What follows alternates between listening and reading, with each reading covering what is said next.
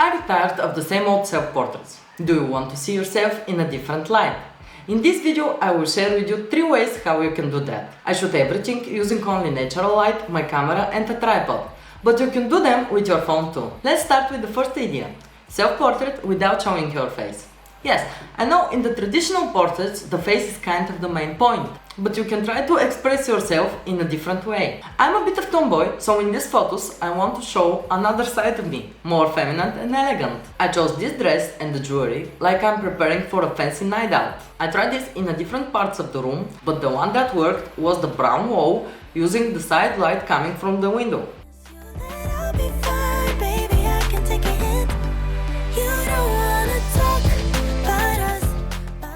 The next idea is to using mirrors. Shooting with a mirror is not the easiest, but it's a fun way to test your creativity. Let me give you some tips how you can do that. The first thing is that very small changes in the camera angle can affect your images. The second thing is don't forget to check what else is reflected. Include only things that you want to be in the final image. And the third thing, if you want you and your reflection to be in focus, use a narrow aperture.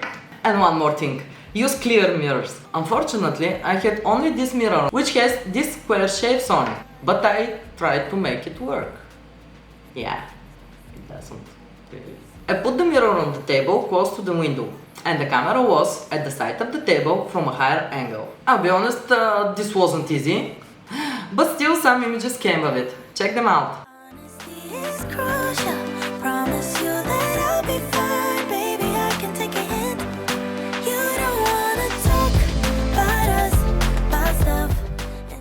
My third idea is to using fairy lights.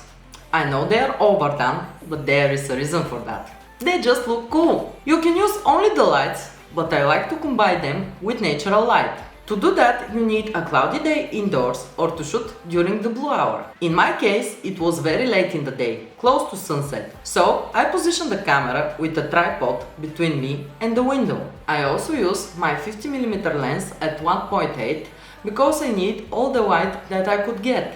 I wrapped one side of the lights around the camera and the lens so some of them can fill the foreground, and I held the other side moving it around. To blur the moving lights, make sure to use a lower shutter speed. Then in post, I also add some blue to the shadows. Blue and orange always play very well in those types of photos.